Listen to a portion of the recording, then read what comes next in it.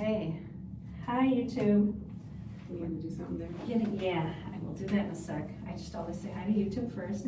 Get everything all buttoned up here, and then, all right, you ready? I'm ready. Good morning. Thank you for joining us for this episode of the Good Bites by Chicago Foodie Sisters radio show. This food-focused show highlights the people that bring delicious food to us, some of the food happenings in Northwest Indiana and beyond, and the ways that food brings us together. I'm Carrie Steinweg, and I'm your host. I'm the co-founder of the Chicago Foodie Sisters food blog and author of Unique Eats and Eateries of Indiana from Rady Press. This show is brought to you by Albano's in Valparaiso. Thanks to Pasta Daddy Nick Albano for his support. Our intro music is provided by the talented Vernell Scott, and thank you to my podcast production assistant, Eli Geyer, who is making sure each show gets uploaded to podcast platforms so that you can listen in whenever you'd like. This show will rebroadcast on WVLP 103.1 FM on Saturday at 2 p.m., and you can stream live on WVLP.org. You'll also find video of this interview on Chicago Foodie Sisters YouTube channel and Facebook page, and this episode will be uploaded to podcast platforms. So look for Good Bites by Chicago Foodie Sisters on Apple Podcasts, Spotify, and Amazon Music. And please follow Good Bites by Chicago Foodie Sisters on Facebook. We have a page just for the show where you can find old episodes via podcast and see the videos. So today I have a very special guest. I'm so excited to have my sister Becky here. Hello. Hi. So Chicago Foodie Sisters, it's plural, and everybody is always asking me, is there another sister, or is it, where's the other sister? And so I do a lot of it by myself. Becky, my sister, this is Becky Clark. She has a full-time job doing computer programming, and so she's a very busy lady and has 2 little kids. So most of the content that you see is done by me. Sometimes Becky does some of that, and sometimes we actually get to go dine together, which we did today. And so since Becky was out here in the area, we decided to tape a show together. So I'm so excited to have the Chicago Foodie Sisters together today. Yeah, glad to be here. Yes, thank you for making the trek out here. So Becky's in the Chicago suburbs, and why don't we start off by telling listeners about Chicago Foodie Sisters and how it came about. So why don't you? Sure, I'll say what I remember. Yeah, let's hear your version. My version is that I actually took a couple gourmet cooking classes, and it was out of College of DuPage at the time, but the guy who was our chef, he had worked at, I think, Kendall College. Okay. And I think that's right. And so then I really loved that class. I learned so much about cooking and how I always thought it was so hard. And from that class I thought, I could actually do this, it's easy. And so then I started cooking for people a lot more. And so I had a bunch of my friends over for a cooking night. That was my goal, was to have a cooking night. And I think I happened to mention to you that I was having a cooking night, and you said, hey, can I come too? And I said, yeah, sure. I just, we lived like about an hour, at the time it was an hour apart. And I was like, yeah, if you want to come. In 35 minutes I could get to your place before, So it seemed far to me, but you're like, yeah, I'd like to come. So I said, okay. So we had, I think, maybe 4 or 5 other people besides us there. And I remember we all donned aprons, and I had a menu, and the menu was from that gourmet cooking class. I think mostly there was a few things maybe that I just did that I remember we made the giant empanada. I think we did the onion and tomato tart on puff pastry. Oh, that's so great. Drizzled with olive oil and with thyme and pepper. Chicken beurre blanc. Yeah, that is like my signature dish, is chicken beurre blanc. So it's a cream sauce with heavy whipping cream, lemon, lime, butter, lots of butter, chicken stock, white wine, and pepper. So yeah, that was my delicious sauce that I made with the chicken, which was just baked chicken. I can't remember if we did all of my other signature ones are the baked squash with sage and butter. Not We that didn't do time, I that don't one? think, I don't remember that. We And did, then, did we do the dessert? chocolate lava cake for dessert. It's molten chocolate cake, Oh. molten middle chocolate cake or something like that. Yeah. And yeah, they were little cupcake sized ones. Mhm. And yeah, it is such an easy recipe too. I almost could do it off the top of my head. Should I try? Sure. So it was like, I don't know, I'll get the real one, you can maybe post it or something, but it was like a bar of the Ghirardelli chocolate. You have to have like a good, nice, high quality chocolate. I remember it was only like 2 tablespoons of flour. And then, you know, now I can't remember, it has been a while, maybe butter and sugar, creamed or whatever. Or I know that there was hardly any flour in it. And, it was you melted the chocolate in the butter ahead of time when you folded that in.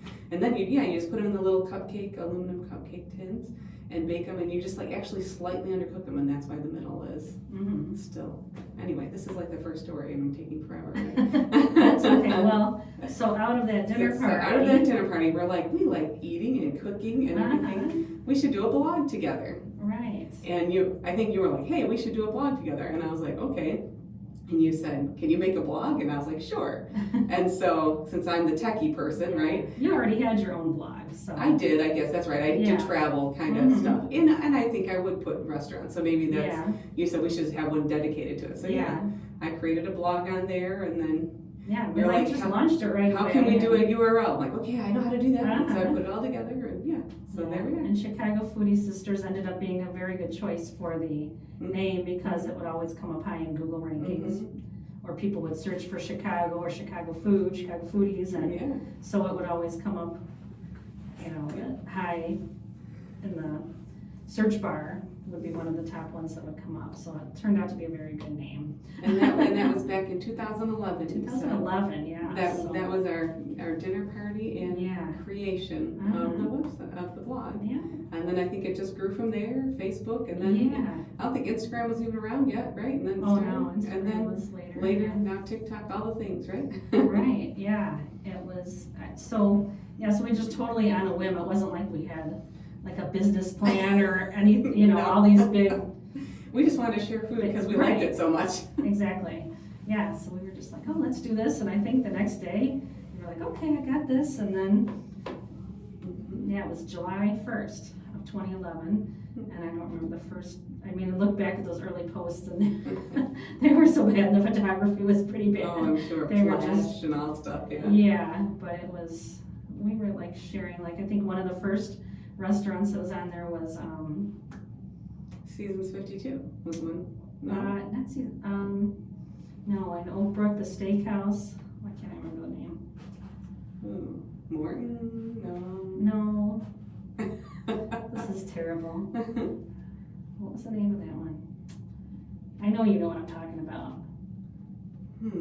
Gibson's. No. Ditka's. It was in the mall. Yes, and it was like one of your favorites. I don't know. I will look it up later. Oh, it's Wildfire. Wildfire. There you go. Wildfire. Wildfire. I remember my gourmet chef. He told me that Wildfire was the Wendy's of good restaurants. Really? And I was like, what? That's like my favorite restaurant, and it still is one of my favorite restaurants. And it's is it a chain? Is that why he said? Are there? There are a couple locations, but I think they're just it's a very upscale chain.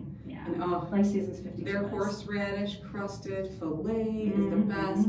Their garlic mashed potatoes are the best, and their desserts are so good. But I always ask for it's like the oatmeal berry crumble. I haven't done it in a while, but a couple of years ago, I know I still asked, and they would still make it for you. It was like an early menu item, and then if you ask for it, you can get it, but it's not on the menu. It's kind of secret menu. I always love stuff like that. Or like I've been there so long, then I'm like, can you make it this way, because this is how it was originally made, and then after a while, nobody knows what you're talking about, and they can't make it anymore. But I think you can still do that. I love Wildfire so much. And I love when the chefs, I love when they're accommodating, and when you have special requests like that. Yeah. I know it's probably a big pain for them, but it's very nice when you're the diner and you want something specific and they do that for you. So, but yeah, that was one of the first restaurants on there, and I remember you had like a martini flight or something. Oh yes, the Stormy Night Martini is the best martini. Get that at Wildfire.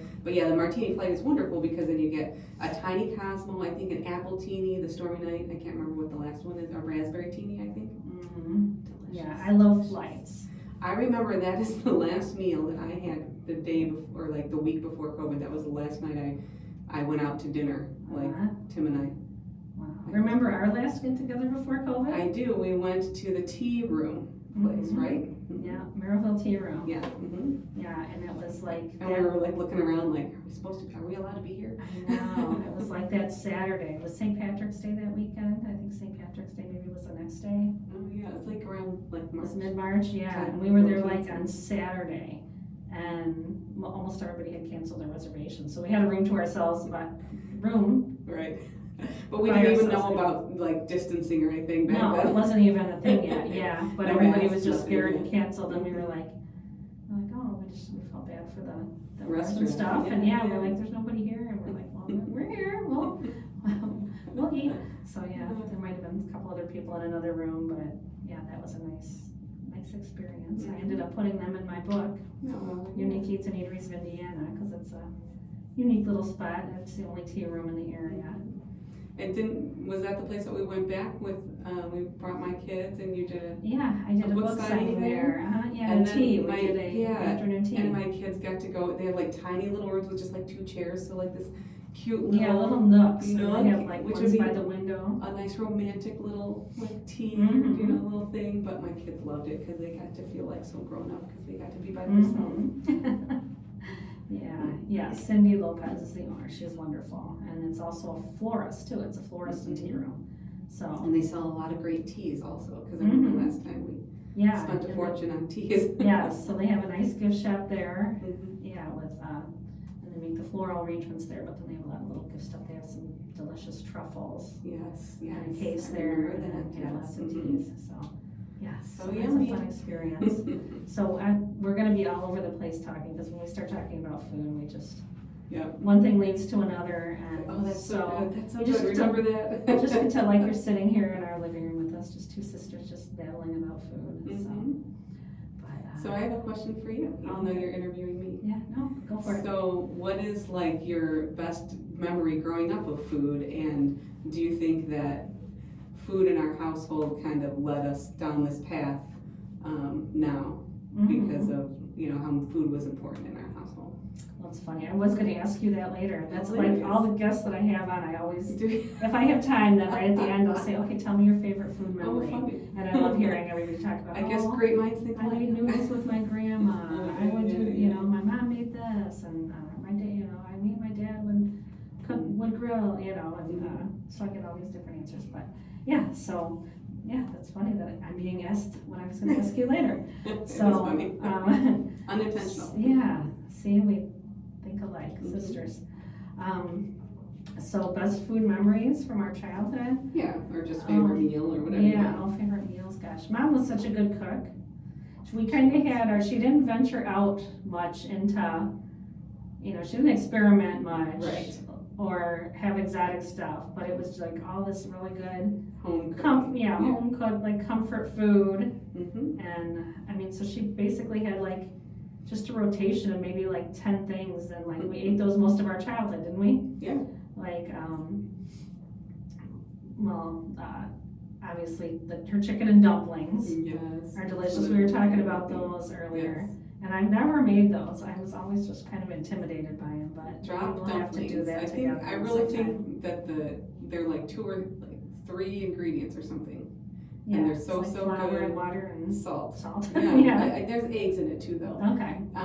But yeah, they're little drop dumplings, and I was saying earlier, the secret is that you put the spoon in the hot boiling broth, and then you have to do that before you get the dumpling on it, and then you drop it in, and then it will slide right off the spoon. And that was my job when I was like 8. All right, what else? Yeah, and I loved her salmon patties. Yes. That's another thing. I've never made salmon patties. That's so funny. I know. Because I know they're not going to be the same as she made. I don't know. Oh man. So Mom always made them with saltines. That was her thing. I don't know why, but I would make them with breadcrumbs from like a can. But now I actually try to omit the breadcrumbs, and I've added quinoa, I've added like chopped peppers, onions, like little veggies and things to try to kind of fill it in, but always an egg to try to keep it together. But yeah, she did just old school saltines, and and she rolled them with a I rolling remember pin. with the rolling pin. In the wax paper, Uh-huh. right?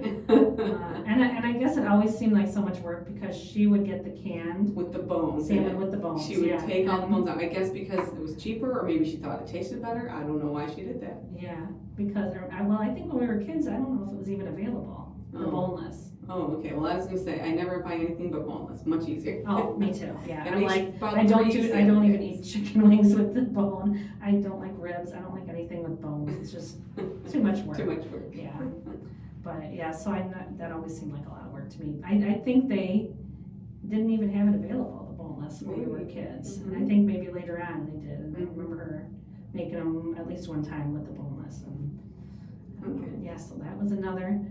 And that meant she always had meals where the sides were the same with the meal. It was like the whole meal. I know, yeah. So it was salmon patties, macaroni and cheese, and spinach, which was usually from a can. And then this is crazy.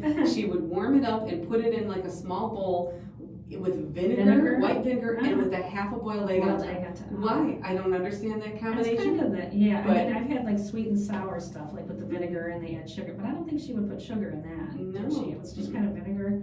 But I always loved the boiled egg on top. I don't know if I was a big fan of that spinach, but yeah, I don't know. As a kid, if I make it now, I make wilted spinach. It's so easy to make, just wilted spinach with garlic and onion, a little bit of oil or whatever to just kind of get it all wet and wilted down. Yeah. And I learned that. I think she sometimes used the frozen spinach, didn't she? I do think she used frozen, yeah, but I don't do that. Yeah, and I remember her she'd make pork roast, and for some reason I always loved to put salt on. I loved salty pork, salty meat. So I remember always telling me, don't put so much salt on it. And I would sit there and I would like till it was covered with salt. And then I don't know. I had some vitamin deficiency or something that made me crave salt. My girl is very salty. She loves it. Me too. I like salt. So now your girl Ari. Oh my gosh. I remember I used to babysit them once a week. I would go there on Tuesdays, and we'd always have our Happy Tuesday together. And yeah, I remember one time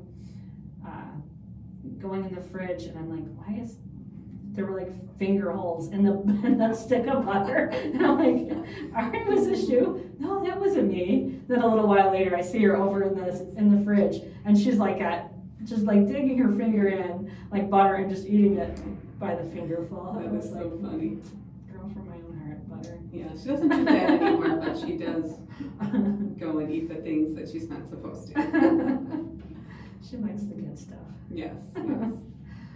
So what other, I'm trying to remember what else Mom made that I really liked. And she made like ham, green beans, and potatoes with the onion, like the Lipton onion mix in the, I don't know if she just did water or chicken stock or whatever she did, but she would put that in. She would do like ham with a ham bone. Right.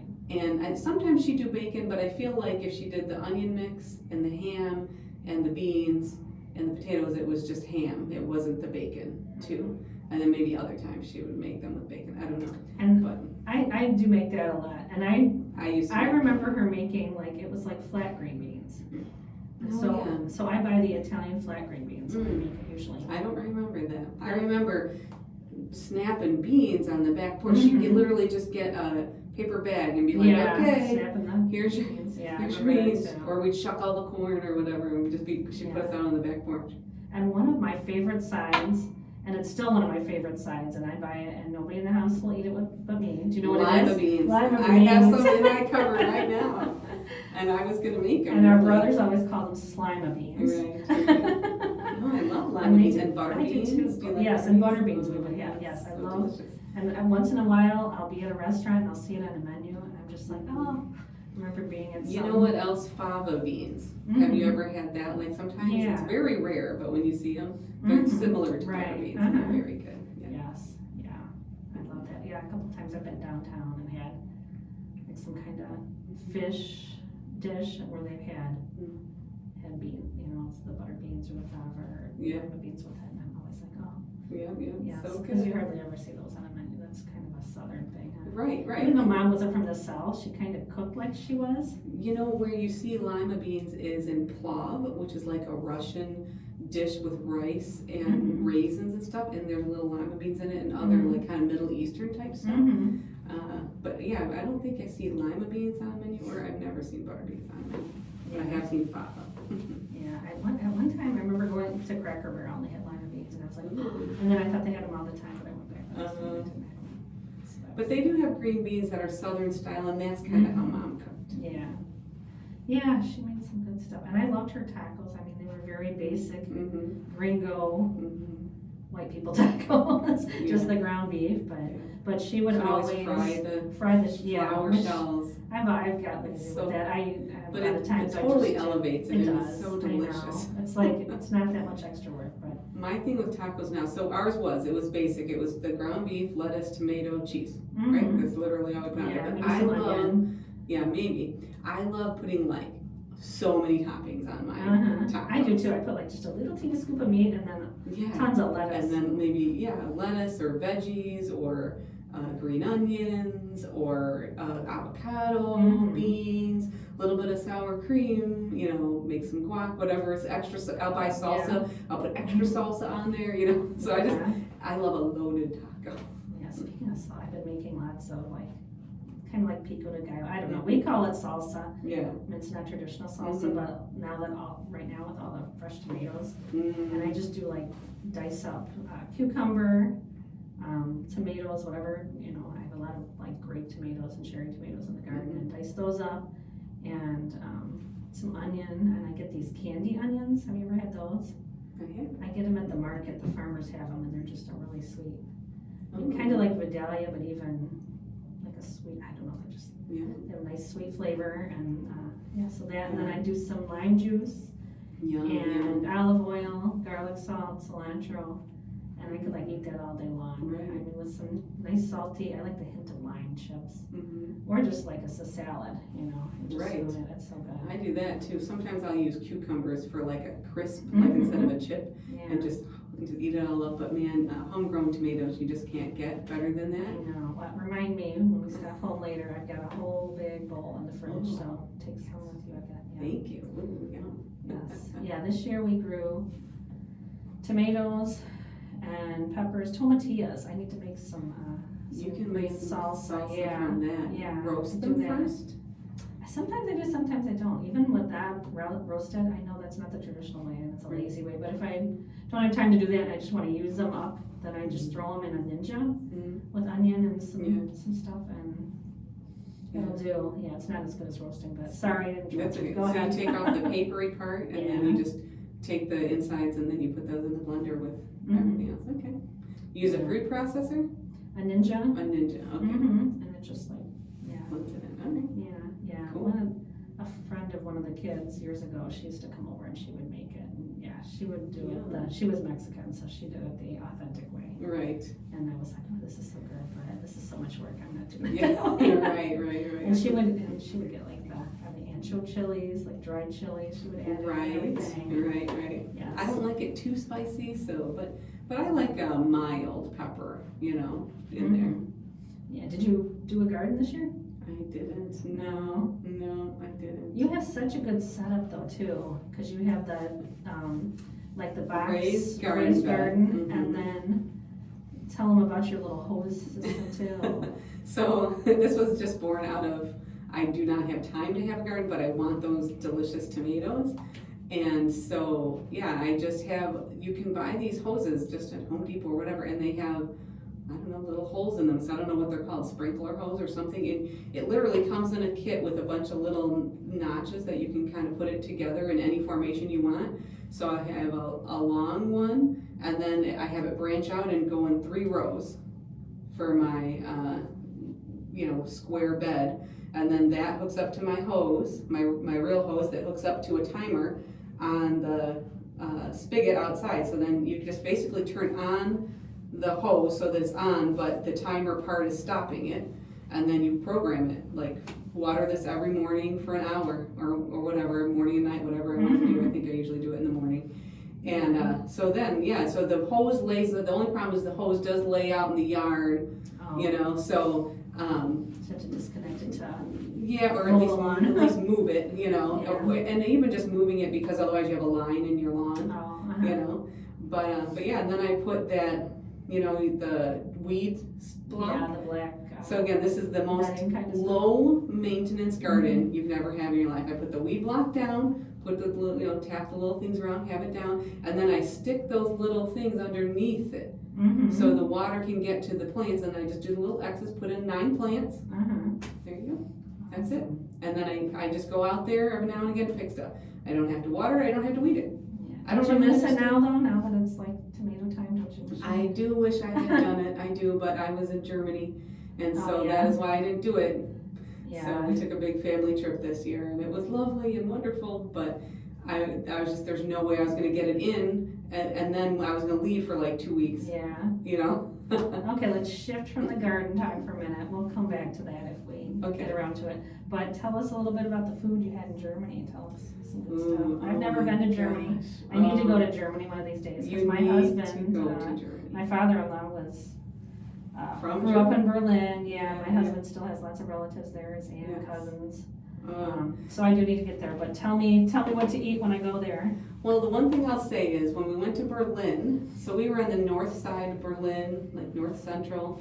I don't know if this is particularly a Mediterranean area, so I can only speak for the area we were. There was nothing to be had that was like quote unquote German, like that we Americans think of German. It was all Mediterranean. Wow. Hummus, there were pizzas of course, but like Uh-huh. hummus and baba ganoush and like all Mediterranean type dishes, olives and Wow. salads, and I mean wonderful, wonderful food. We had like most fantastic Mediterranean food, like I think that I've ever had there in Germany. But hilarious, right? Because Yeah, That's that was not in what you- northern Germany? that was in northern Berlin. Oh, northern Berlin. So we were like okay. north So central maybe just Berlin. that part of the city. It could Yeah, have 'cause been, my, right, uh, exactly. My aunt, Paul's aunt still lives in Mhm. Germany, and yeah, she's always, she knows I'm a foodie, so she'll send, we're on WhatsApp, and she'll send pictures of, her big schnitzel, or what she's Okay. eating, or, Yeah, so I'm sure you can get that food elsewhere in Yeah. Berlin, and then on the streets they sell, it's very like typical is doner kebab, so it's kind of like a Euro kebab. And then I remember, so we had a German au pair, and she would always complain that our Euros need more vegetables. So there they get something like that, that type of a spiced meat, but it would have tons of vegetables on top, and so she would always want to add extra. So that was Berlin, but once we went south, we went to Munich, and then we were in Bavaria, and that is what we think of as German food. Schnitzel, currywurst, sausages, huh? yep, the sausages, delicious stuffed sauerkraut. Although I don't think I ever was like, here is a sausage with sauerkraut. I don't think that was necessarily something that was on the menu. Like if you were to go to Chris Crindle Market, right? You would just get a sausage with sauerkraut on it, Right. right? But I never saw that anywhere. You know, I don't know. Like here, if you So go funny. to a German restaurant here, I mean, you go and you get like Wiener schnitzel, schnitzel, or bratwurst. Kassler, what is it, Kassler Rippin? Oh right, Roulade. Anything like that, then Yeah, it'll come it's- with red cabbage right, or and sauerkraut. German They potato usually salad. give you a choice, Uh-huh. and then German potato salad or spätzle. So we hardly found like just bratwurst on the menu, which I think is so funny. But they had currywurst on every single menu. I don't know, and I was like, I don't really want curry on I want bratwurst. Like I want to like a They have all bratwurst. the other like. But I did get one at this one restaurant in Munich. We did get it, but I don't think it was on any other menu where you just could get just bratwurst with sauerkraut. It's so funny that we think that that's what everybody eats there, and then you go there and you look at the menu and it's not on the menu. But Wiener Schnitzel was on every menu, and there's lots of different kinds with cheese and this and that or whatever. I know, like we always get knackwurst and like the Weisswurst and stuff at different German places, but Right. they didn't have a big variety of sausages where you're at. I mean, I just didn't see what we think of it as Yeah. on their menu. They Yeah, had it's interesting to see what so they Jen, really eat there.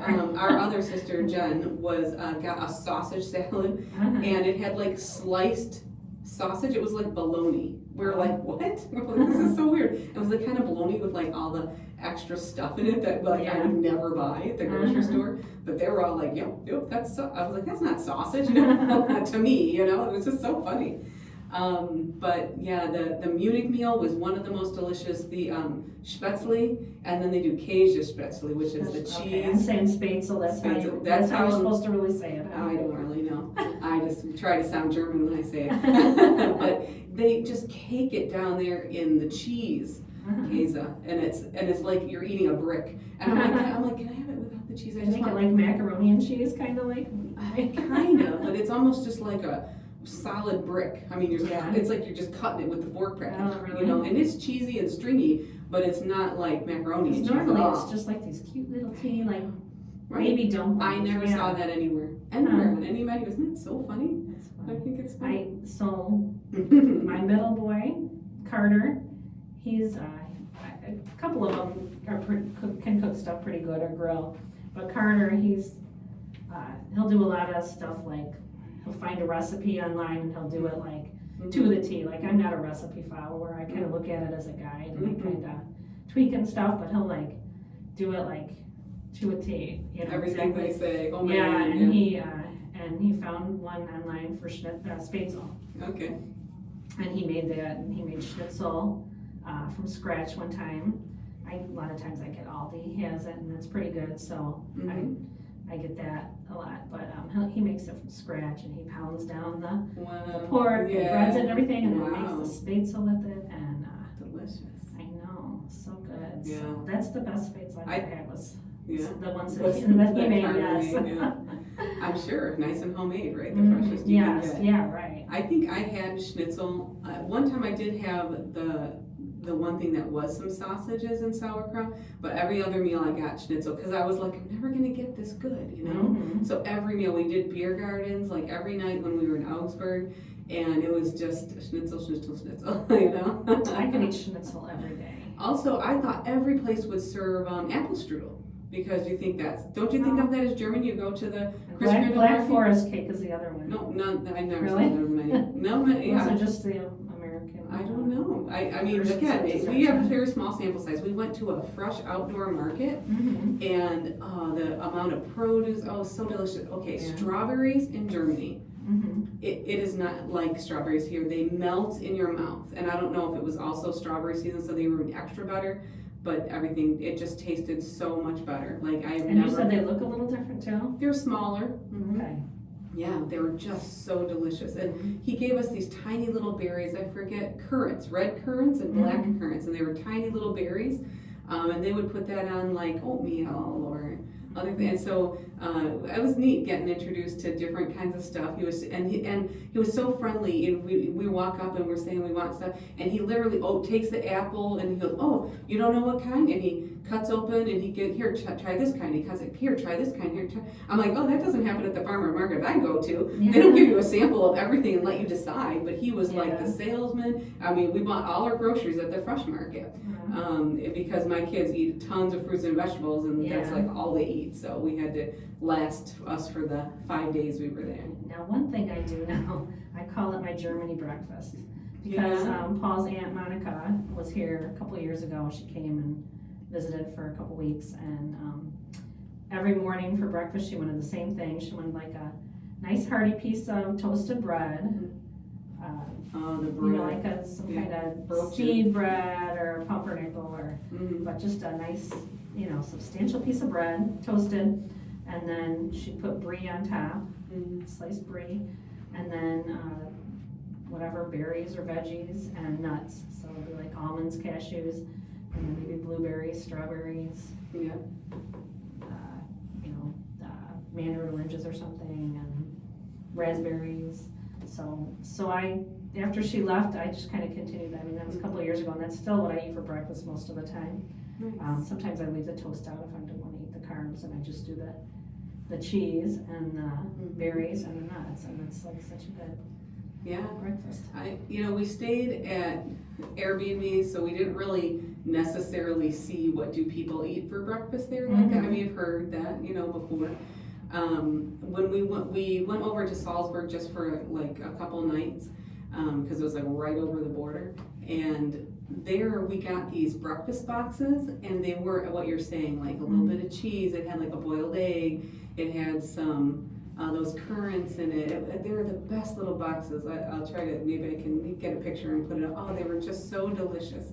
I don't know, this sort of pudding-ish, I don't know if it was like an oatmeal-y thing, and then it had like cocoa nibs on it, and it was just a lovely little eclectic group of like some salami and some cheese and a boiled egg and all this stuff. So that's what we ate, and that was fabulous when we were in Salzburg. But I'm going to pause here for a second, just as a reminder, if you're just tuning in, you're listening to the Good Bites by Chicago Foodie Sisters radio show on WVLP 103.1 FM, and the show will rebroadcast at 2 p.m. on Saturday, and you can live stream at WVLP.org. You can find the show on as a podcast on Apple Podcasts, Amazon Music, Spotify, and you can also find the video on YouTube. So take a look for that. Okay, what else? I said I was going to go back to the garden talk. I guess we were about done. But we did a lot of peppers this year too. Usually do some bell peppers and banana peppers, and we had some really yummy yellow tomatoes that were really sweet. Yeah. And I get most of my plants from Reggie's Veggies. He's one of the vendors at the Valparaiso Market, and he has the best tomato plants. So I always get like a couple patio plants from him, which I did this year, and then I can just put on the patio and I had like some little yellow grape tomatoes and some red cherry tomatoes, and then I had some other plants that I got from Blooms in LaPorte, and it's so next year I will come and get some plants from Reggie's. Okay. And I will do my garden next year. I'm saying it now. I will do my garden next year. Yeah, and then Brad, my oldest, he loves to garden too. So he planted some lettuce, some basil. He did some beets, and I picked one, and I didn't cook it soon enough, and so I had to throw it away. But I think there's still some in the ground, so maybe we can go explore that too when we get home tonight. Go look and see if there's any beets. You gotta I get love fresh beets. beets. I know. Delicious.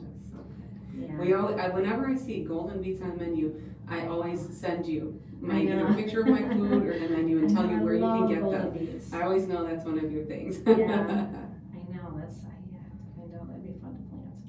So one of my best memories of something that we did together for the blog was Seasons 52. Mm-hmm. And I don't remember where along the way that was. Well, so we started the blog in 2011. Okay. And we just, we were just kind of just randomly posting a recipe here, pictures of what we were eating. We didn't really have a plan. We were just posting randomly. And I think it was 2012. That was like the first media invite we got to something. Somehow they probably just found our blog online, and the PR company for Seasons 52 sent us an invite when they were opening in Oak Brook. That's right. And Yeah. so we got invited to Kind that of event. before they were called influencers or anything like that. Yeah, there were no influencers yet. Right. There was no TikTok. There was Instagram wasn't around yet. But I remember that So it meal was way so back. well. I know. And I remember they did wine pairings with it. Yeah.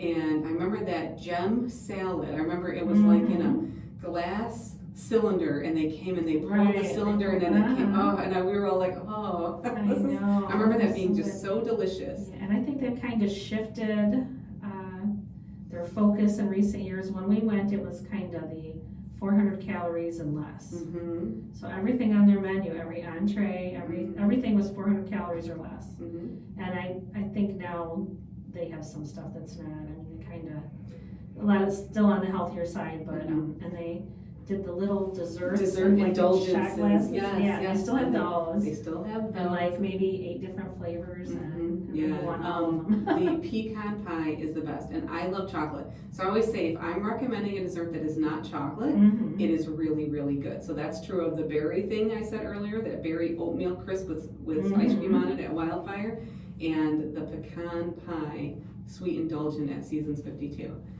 I remember so much stuff from there. I remember them talking about how they even bought this specific beef that was from Piedmont. a place in Wisconsin, and that because of what they fed and how they raised the cows, there are actually less calories in their beef than other beef. And I remember being like, wow, I had no idea you could And I do that at the remember time. Paul and I went there, and he was just like, no, that needs some fat in there for more flavor. To him it was like too lean. Okay. He's like, if I want a steak, I want some marbling in it. Yeah, okay. So, but, I love, and they, I remember going there like is it in May where they have the trout, Yeah, rainbow trout, right? no, this was Because that's always on the or menu. maybe it was a salmon, but it's like a very short season, Oh, I know. Is it the Faro salmon?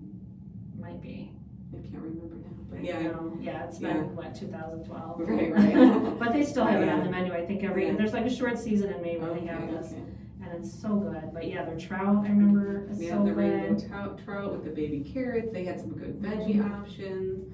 I mean, I go there quite a lot. Yeah. It's not too far from me. It's probably my very favorite chain of anywhere. Right, because it's just so elevated. I had my birthday party Yes, there. I had my yeah, your 50th birthday party I there last know, year. that was so nice. Yeah, they have This- like private rooms, and so would you have about a dozen people? Yeah, I think it was 12 people, and it wasn't private, right? It was sort of semi-private, but it was their chef's table. Yeah. And I heard about that from that event, actually. Yeah. They said, oh, this is the chef's table, and you can reserve this for your party. Mhm. And I literally, ever since that day, I was like, I'm gonna have a party there one day, and it finally arrived. And you got to Yeah, come. they're and so good. Yeah, and I still remember the blood orange wine that we had there. Yes. But they don't have that anymore. We asked the last couple times. and you're like, oh, please. They're like, no, I know. Yeah, because So they did good. great wine pairings, and and then we went to, I think they opened one in Schaumburg area. We went to Yes. that opening. Mm-hmm. And there's another one, and is there another Lombard or somewhere? Maybe. I remember them saying they're in There's 3 or Florida, so so. they're in. Yeah, I've been to the one in Indianapolis too. Oh, okay. Yeah. Yeah, but yeah, that's definitely a favorite. And that was like our first, official media event that we went to as Chicago Foodie Sisters. And then after that, it just kind of snowballed from there. I mean, I call it like the golden age of Facebook. That's back when they didn't have any ads and it was all completely free, Mm-hmm. and you saw everything in your feed. It wasn't Pick and choose. filtered out, so I would show up, you'd show up in people's feed and you could just say, oh, will you share this? And somebody would share it, and then like I'd wake up the next day and we'd have 200 more followers, Mm-hmm. and then there'd be groups and stuff. So it was very easy to grow on Facebook back then, and what are we at, like 17,000 on Facebook, I think, and between all the social media platforms, I think we're over 45 now, between Facebook, X, Instagram, TikTok, Pinterest, Threads. Yeah, Okay. so over 45,000 now, Nice. total followers. Well, I give all the credit to you for that because you do all of that. I very occasionally will post some meals that I really enjoy. And I've done a blog post or two, but Mhm. it's nothing like you. Yeah, but it's so You fun keep when we it get to going. go to events together. It is so Yeah. fun. We've done a fair number of them. Oh, yeah. We've done, Yeah, It's and then when fun. you can't go, then I have my like little list of plus one possibilities when you can't go or Paul can't go. Mm-hmm. That I have other friends that I'll bring with. Our niece Kelly, when we started the blog, she was living in the West Loop, Mm-hmm. and so she was like right near, Restaurant Row on, is it Randolph, that has all the really good restaurants there. She lived on Madison, and so I would drive up to her Mhm. place and park in. There was a parking garage I could park in for like $4 Wow. for like the whole afternoon. So I would go up there, park, me and her would walk to a place or Uber, and we did a lot of fun dinners together. And I remember we went to a sushi making class together, and we did a lot of fun. Yeah. Some restaurant openings. We went to one time, got invited to what was it, Art Van Furniture? They're not around anymore, but they were opening a store, and we got on the invite list, and Jim Belushi was the entertainment for the night. Oh my gosh. Yeah, so it was just this private party and like tons and tons of good food, Mhm. and Jim Belushi performing 10 feet in front of us. It Mhm. was so cool. So we've had an opportunity to do lots of cool stuff. I've been to like wine classes and lots of different, chef instruction, and we went earlier this year to Wilton. Remember we went Yes. That was so fun. The Cake cupcake decorating class. Mhm. Yeah, I learned a lot, and Yeah. they were so delicious, man. So you go there, and they just have the cupcakes already baked for you, and they're Right. so good. And then you just decorate them, and the lady teaches you all the different. You practice them on wax paper, or Yeah. whatever it was. at the end, when all of your new skills, you decorate them, and they turn out really And well. was that Darien? I think that Woodridge? was like Lyle, Naperville. Okay, it's in the west suburbs, Yeah, but it's like their something like headquarters, and they do these Aurora, something like that. workshops. And we went to one, it was kind of just like basic, like cupcake decorating 101. Yeah, maybe 10 people in the class. Yeah, something like that. It was just yeah, so it was very personal, intimate, yeah. and our instructor was so sweet. And you got to take like half of the tub of icing home, all of the material, all of the piping bag and the little piping tips were part of your class. Yeah. So you got to bring home all this stuff that you could just go home and do it again, which I thought was really cool. And it was I don't think that's maybe around $50 normally, or something. Yeah, I thought it was very reasonable. Oh, yeah.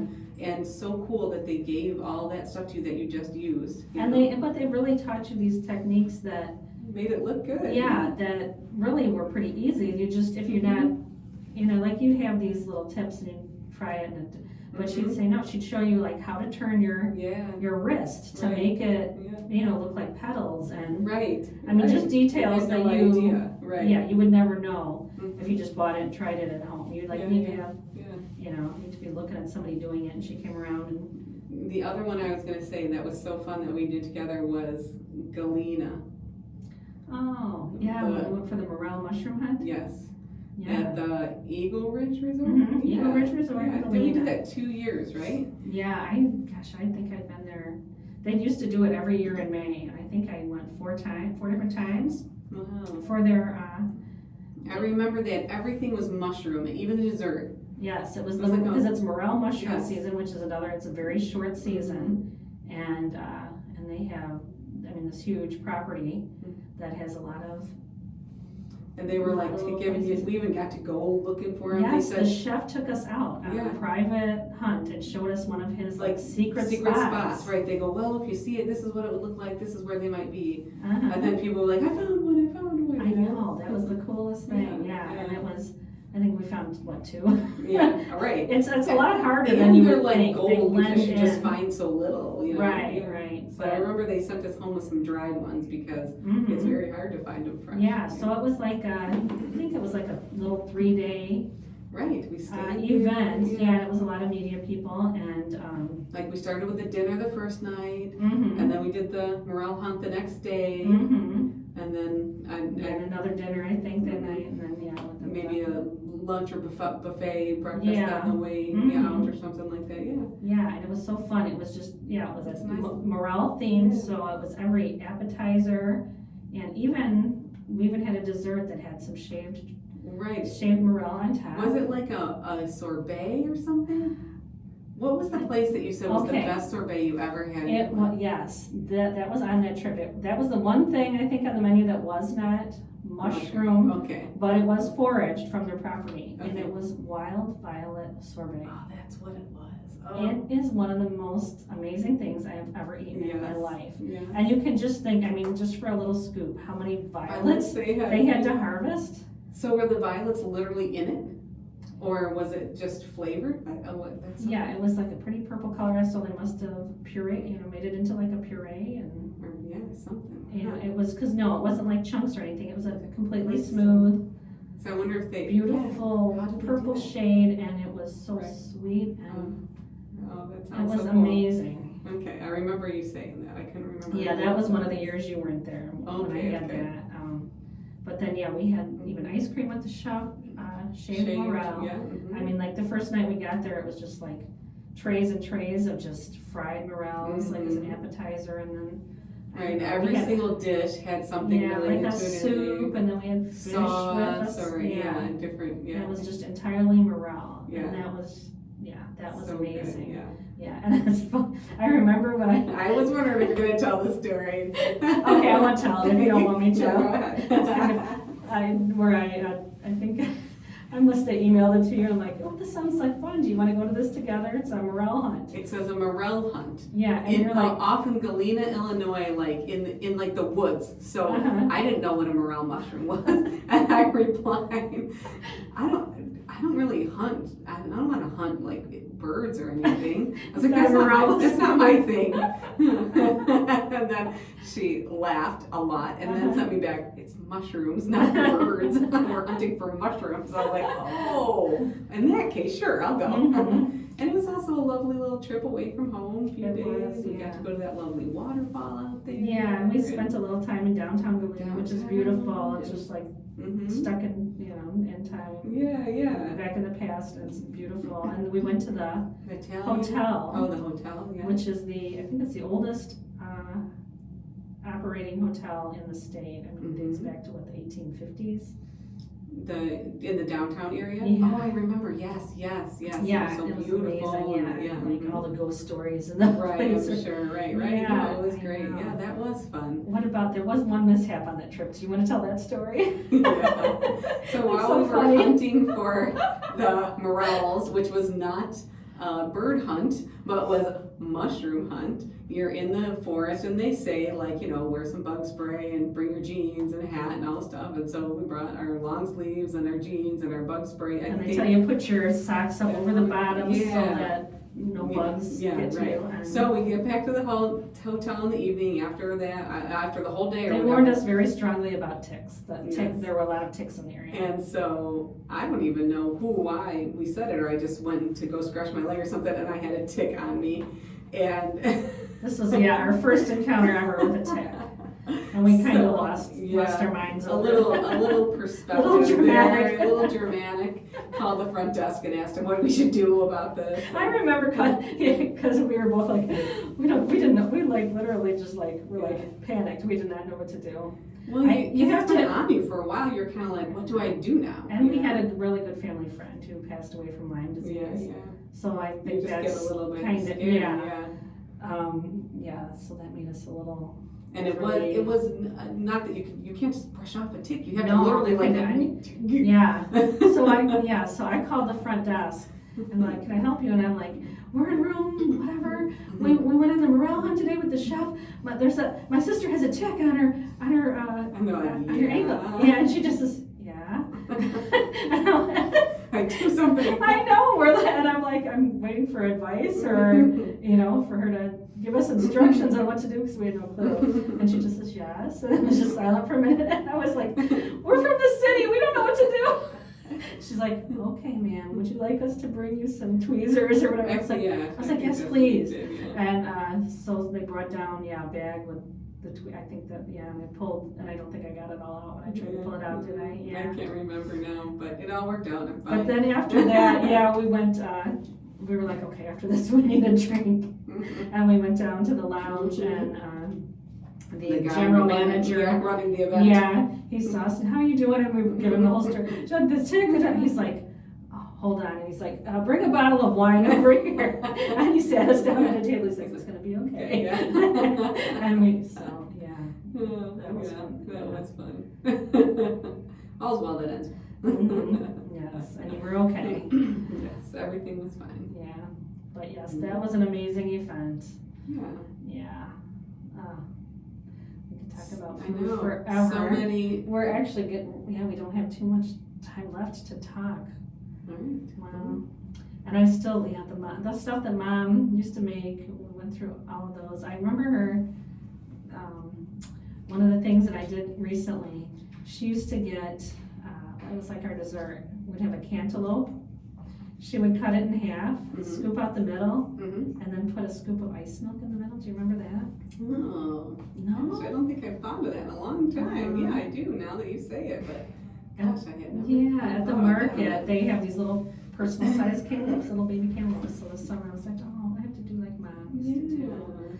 And so I had my little, And then was thinking of other stuff we had when we were kids. Like our dad was an accountant, but for several years he worked for a friend who had a pizza place in Riverdale called Vesuvio's. And so every Saturday night, the best pizza ever. Yes, Vesuvio's. We never found one to duplicate that. We try. It's like our life's quest. Yeah, to have I think it's just pizza. kind of a nostalgia thing in our heads. We will never. You're never going to be able to duplicate it. Yeah. But I know that he used fennel seasoning on either in the sausage or on top of it. I think he sprinkled something with the fennel seeds the full fennel seeds on top, because for the longest time I would try and Google like what it looked like, Mm-hmm. and I finally found the picture. I was like, that's what it was, and it was with the lines on it, the whole fennel seeds. So I have tried to duplicate it. I've gone places that say they have fennel sausage, all kinds of stuff, and we've gotten close, I think, but Yeah, and it was always a large, thin crust, cheese, sausage, mushroom, and green pepper. Mm-hmm. And we ate that every Saturday night for much of our childhood. Yes, we did. And Dad would come home with a pizza at the end of his shift, and he would ring the doorbell, and he'd go ding, ding, ding, ding, ding, ding, and we'd all yell, pizza man! I know, or it was like during his shift, he would just show up and drop it off. Drop off pizza, that's Yeah, right. and he would either bring it around, or he would do that. Dun, dun, dun, dun, dun. But he would never do the last knock, because that way you know it's me, That's right. if I leave off the last one. So we'd hear that knock, and we'd go, pizza man! Pizza man! Yeah, and then I still remember like the TV lineup on Saturday nights. Do you remember all the shows we would watch while we sat there and ate pizza? No. We would like pull out the sofa Love bed. Boat? Yeah, and we'd pull out the sofa bed and we'd lay up there and watch. Well, 6:30 was the Muppet Show. The Muppets, okay. And then 7 o'clock was Love Boat, wasn't it? And then Fantasy Island. And then Fantasy Island, yeah. And oh wait, no, and I forgot. And Little House on the Prairie. Oh, Little House on the Prairie was Yes, first, I think. yes. And then Love Boat. Yeah. And then Fantasy Island. So that That's was like hilarious. our Saturday night throughout high school. Blast from the past there. Yes. Like 1985 or something. Yeah, and his name was Les, the guy who owned the place. Oh. And yeah, I remember what it looked like. I remember what it smelled like. I mean, I could I probably know. draw it for you. It's so crazy, I those know. memories you have from your Yes. childhood. And they made the best burgers too. Once in a while, I would get to go to work with Dad when he I was would do gonna say you would deliveries. sometime bring Take me one of us, yeah. And I remember it was not a sit down place. It was just like a carry out, but they did have one booth in the front, and so.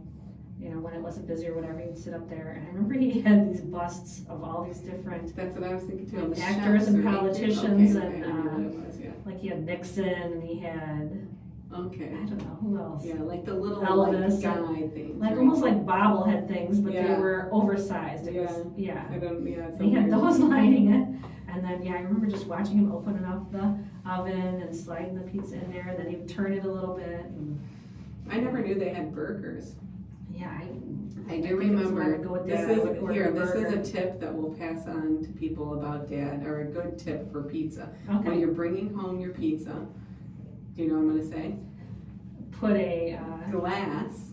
or a paper towel holder or something, something under. circular Yeah. underneath into the very corner of your seat, and then when you lay the box on top, then it's flat, That's and then right, yeah. your hot pizza won't slide off. Yeah. So that was his trick. trick Yeah. that he did to when he delivered pizzas. When he would Mhm. always he always have a glass with him so he could put the pizza on there. So I do Yeah.